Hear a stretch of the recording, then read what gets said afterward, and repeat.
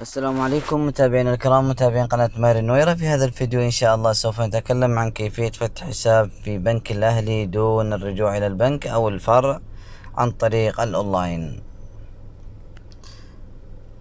من خلال نافذة جوجل تستطيع كتابة فتح حساب بنك الأهلي أونلاين. تظهر معنا النافذة التالية، نختار الحسابات، فتح حساب جاري عبر الإنترنت. بالضغط عليها تظهر معنا النافذة التالية، لابد من توفر شرطين أساسيين لتسجيلك في الأهلي، في بنك الأهلي: عنوان وطني، ويكون عندك أبشر. طبعا برضه الهوية لابد أن تكون سارية المفعول. نقوم بالضغط على فتح حساب الآن، نختار جوجل، تظهر معنا النافذة التالية، وعن طريق البرنامج الأهلي تستطيع أيضا فتح الحساب. نقوم بإدخال البيانات: رقم الهوية أو رقم الإقامة،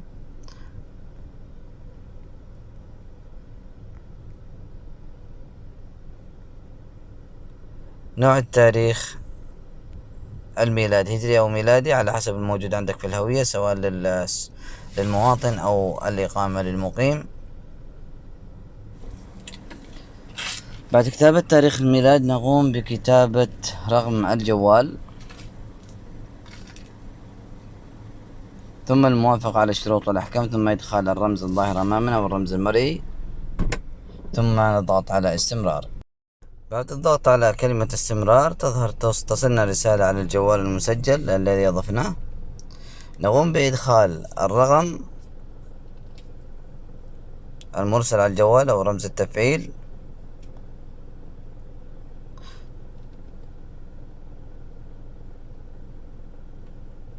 راح ينتقل بنا إلى الخطوة التالية: مرحبا بك عميل بنك الأهلي في خدمة النفاذ الوطني الموحد. نقوم الحين بالدخول إلى أبشر بكتابة رقم الهوية ورقم السري الخاص بأبشر. نقوم بكتابة الرقم السري المؤقت للدخول إلى صفحة النفاذ الوطني، ثم متابعة.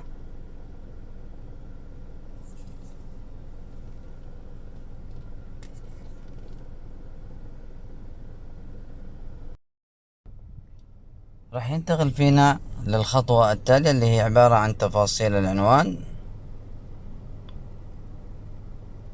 نقوم بإدخال البيانات،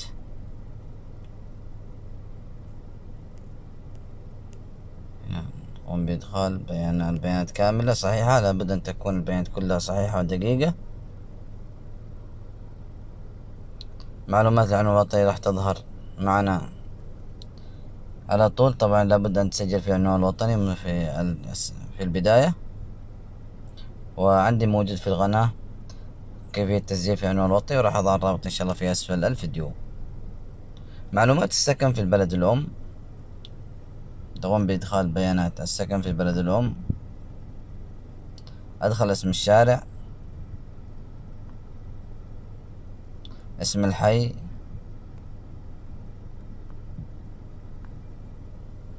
اسم المدينة، الرمز البريدي إن وجد، لابد من كتابته، حتى إن لم يوجد اكتب أصفار. الرقم الإضافي إن لم يوجد اكتب أصفار. رقم الجوال في بلد الأم.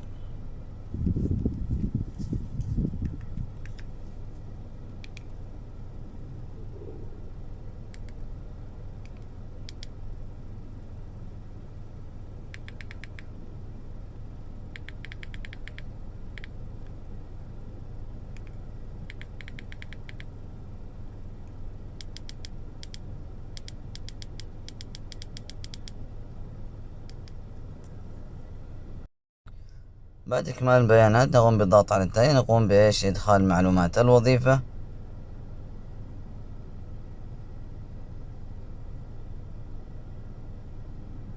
موظف قطاع خاص، الوظيفة، نقوم باختيار الوظيفة. جهة العمل، نقوم بتسجيل جهة العمل، وهكذا تختار أيا كان نوع الوظيفة، ثم اختيار جهة العمل، ثم المسمى الوظيفي، ثم منطقة العمل، تاريخ الانضمام ومدينة العمل ورقم هاتف العمل، ثم الضغط على التالي للانتقال إلى الخطوة التالية. تظهر معنا المعلومات المالية. بعد ذلك نقوم بإدخال المعلومات التالية، مثل راتب، طريقة الدعم، دفع رواتب، مبلغ الدخل الأساسي، مثلا الدخل الرئيسي، الراتب، مستوى الثروة.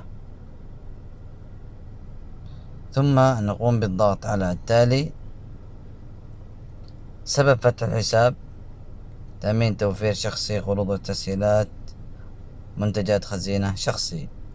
اسم المودع الرئيسي: صاحب الحساب.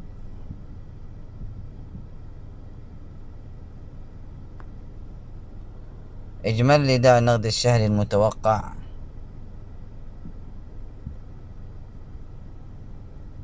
تقوم بكتابة إجمالي الشهر المتوقع. إجمالي السحوبات المتوقعة. أهم الدول التي يتم التحويل من أو إلى.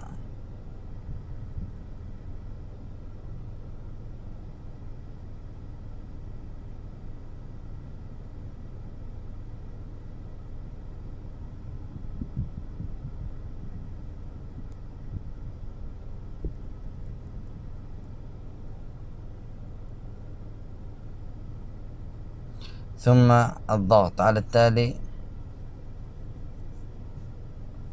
معلومات العميل الآن بيعطيك إيش تفاصيل عن العملية السابقة التي تمت كاملة. البيانات كاملة يتم التأكد منها. إن كانت البيانات كلها سليمة ودقيقة صحيحة، تقوم بعد ذلك بالضغط على التالي.